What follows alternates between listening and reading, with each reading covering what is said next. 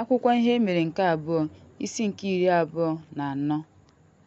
Otu Loash dị afọ 10 mgbe ọ malitere ịchị. Ọ chịrị afọ 40 na Jerusalem. Aha nne ya bụ Loash.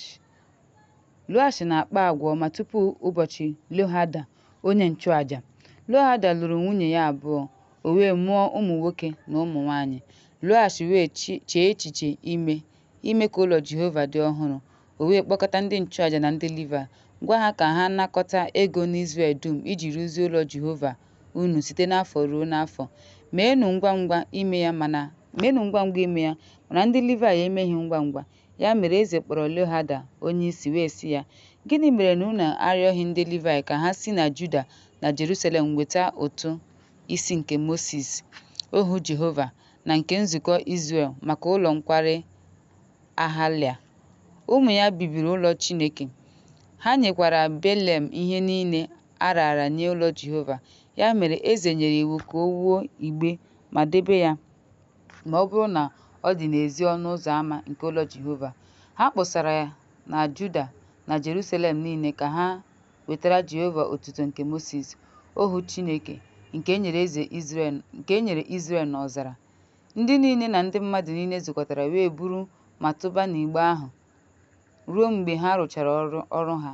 Mgbe oge ruru, ha butere igbe ahụ n'aka ndị Livayị wee buru igbe ahụ gaa n'aka onye na-ejere eze ozi. Mgbe ha hụrụ na e nwere ọtụtụ ihe dị n'ime igbe ahụ, odeakwụkwọ eze na nna ya nke onye nchụaja họpụtara bịara wụsa igbe ahụ, legide ya anya, weghachi ya n'ọnọdụ ya. Ha wee mee ya kwa ụbọchị. Ha wee chịkọta ụrọ na ụba. Eze na Jehoiada nyere ya na ndị na-arụ ọrụ n'ụlọ Jehova, nye ndị na-akpụ ihe na ndị na-akpụ ihe ka ha wee kwụghachi ụlọ Jehova. Ha nyekwara ndị na-arụ ọrụ igwe na ahịhịa iji kwụọ ụgwọ ụlọ Jehova. Ndị ọrụ ahụ wee rụọ ọrụ, wee jiri aka ha rụzie ọrụ ahụ. Ha wee tinyeghachi ụlọ Chineke n'ọnọdụ ya ma mee ka o sie ike.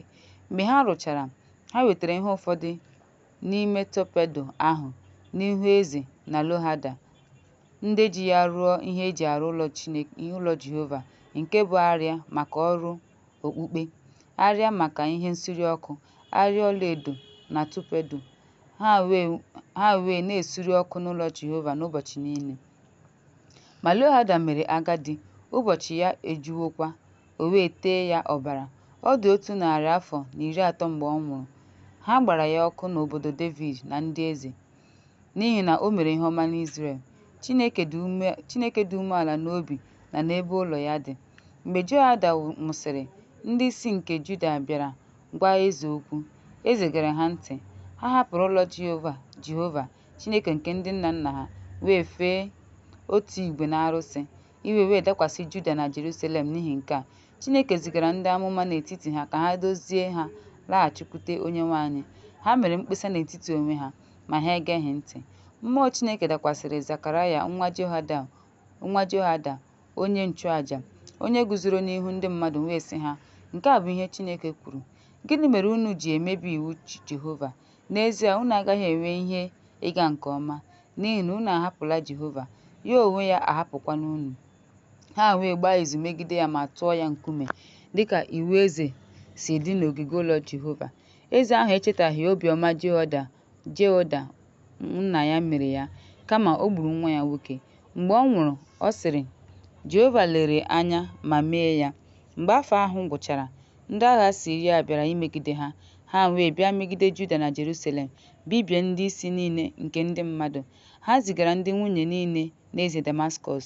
Ọ bụ ezie na ndị agha Siria abịala na obere igwe mmadụ. Jehova nyefere ọtụtụ ndị agha n'aka ha, n'ihi na ha